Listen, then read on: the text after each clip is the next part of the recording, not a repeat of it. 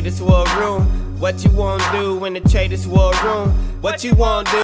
What is up, team? Chuck, and we're gonna do the weekly wrap up. And man, today was a rough day for me in the market. Okay, we had a fantastic week, so still ended the week up net positive, but boy, today was rough. I couldn't get the trend on SPY.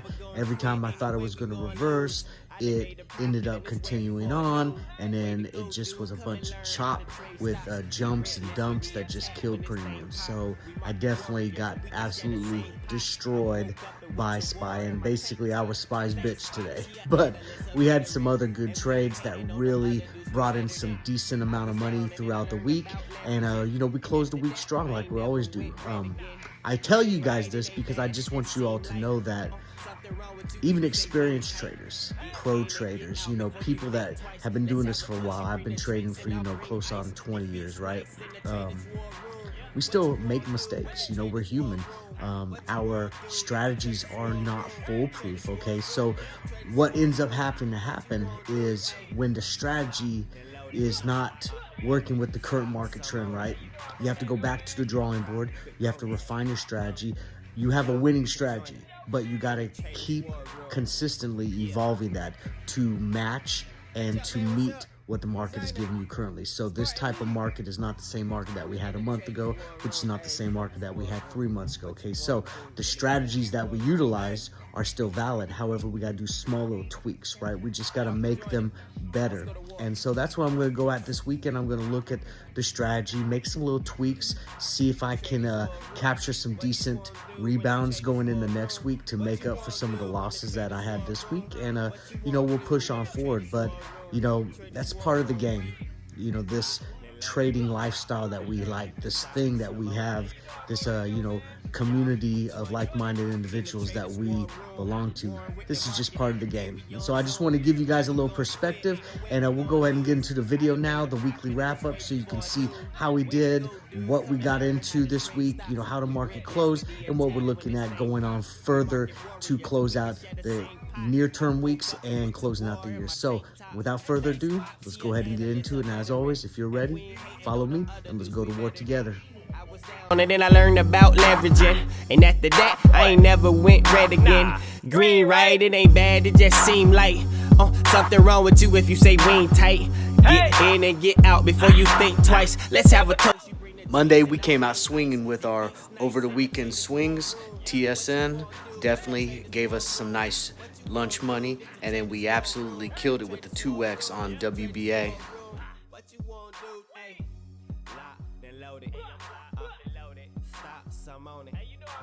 Tuesday kept the momentum rolling. Amazon for a decent come up right there. That was about $300 a contract round trip, and then we took a nice little lunch money pocket change, on a SPY trade right there, riding some momentum. Tuesday was probably one of our best days because pretty much everything we swung over the last few days going into Tuesday hit the targets. So SPWR was able to peel out with some decent profit. Walmart took that huge bump on their earnings trade and went ahead and rode the lightning. Wednesday was rather light. The only thing we really closed out of was Google. I think we had a few little quick scalp trades, but nothing substantial. Google was a decent little $40-50 profit right there.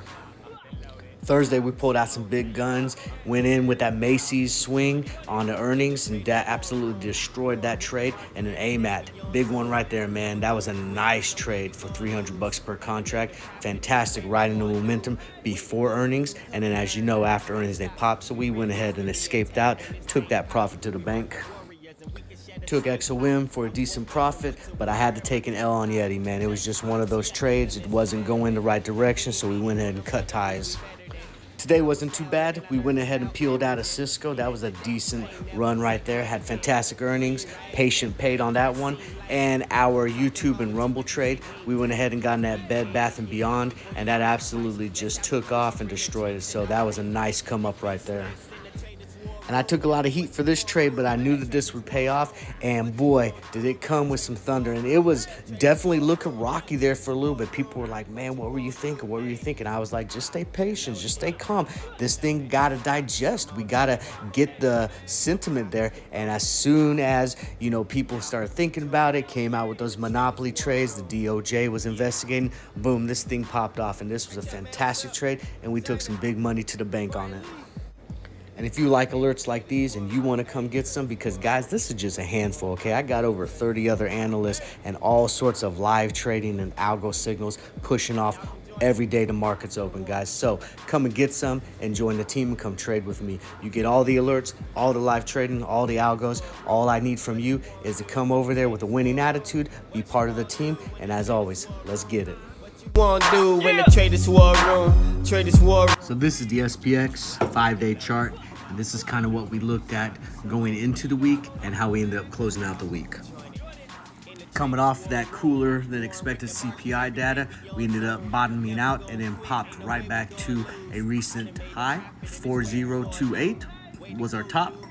And then we started having our buyer's exhaustion happen, which gave us a downward trending slope coming into midweek, where we definitely saw some lower highs and lower lows until we hit kind of a consolidation point where we took a nasty gap down. And that was basically off of some bearish sentiment where one of the Fed speakers came out and he was talking about, we might actually have to go to 5 or 7% interest rate, and it got some people spooked out. So we ended up hitting a bottom at 39.06, but we didn't stay down there very long. We ended up popping up pretty decently to clear that gap.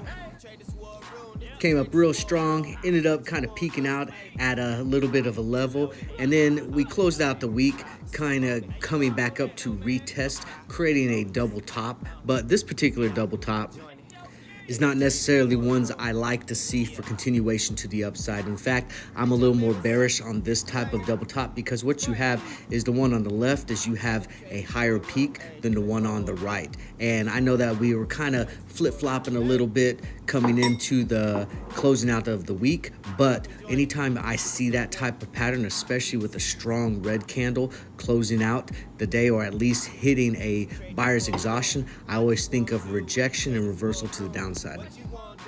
So these are basically my levels going off. The orange is where I think we have to meet or exceed to push on to the next levels. And so I got my top level at 39.81. We need to go up there, retest, and get above that in order to go on to the next levels, and we have to be pretty strong. My idea is that if we do push towards the upside, we go to that point and we probably hit buyer's exhaustion and rejection from that point.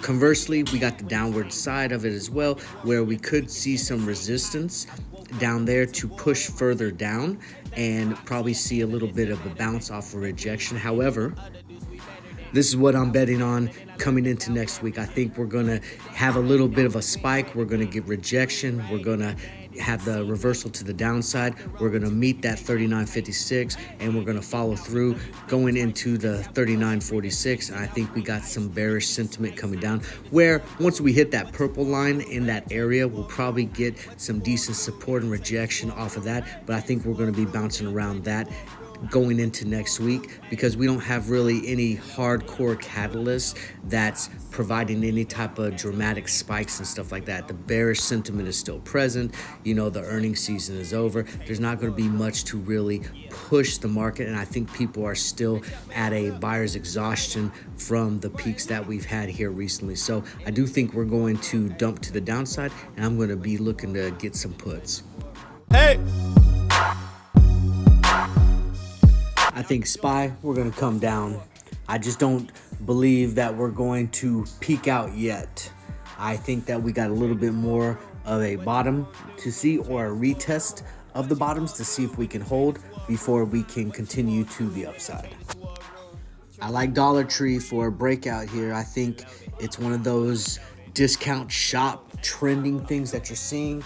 And I think a lot of people are rotating out of some of the luxury items. Granted, the rich are still going to buy the rich stuff, but I think normal, everyday, middle-class people are looking for the deals right now. And so I think Dollar Tree has strong price power. Best Buy, I think they're going to sink off of earnings. They could jump rolling into earnings, but I think they're going to underwhelm, and I think we're going to see them come down, possibly even moving to retest this recent low that they have around that $67 range. Tesla, I think, has a little bit more lower to go. You're starting to see a lot of things unravel with the Musk, and definitely has a lot of bearish sentiment going on with the company. So I think we continue to the downside. Dick's Sporting Good, I think that we're going to break out to the upside. I like this, guys. I think, they got a whole bunch of stuff going on. I think people are going in there, they're purchasing, items for school, for Christmas, for sports, so on and so forth. And I think that they're going to do fairly well, and we could potentially see a breakout, of $2 or $3 to the upside. BIDU, I'm not so familiar with this stock, but just going off the technicals right here, I do think that we got the push to the upside. So I'm liking this more for a push past 97, maybe towards 100. I know that this is a popular ticker, so I'm looking for some upside potential.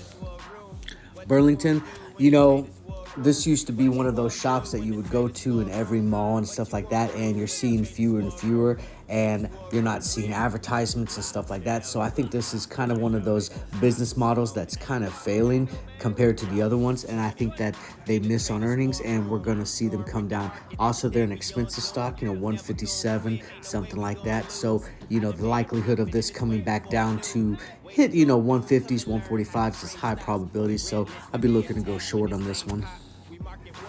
And Wolf, I think Wolf is at bottom, and I think it got nowhere to go but up. So I do like this for continuation to the upside. They have earnings in about 2 weeks, and I can definitely see these guys pressing hard. It's very popular. They tend to move pretty decent going into earnings, so I'll be looking for some price action pushes of $2 to $3 on this ticker.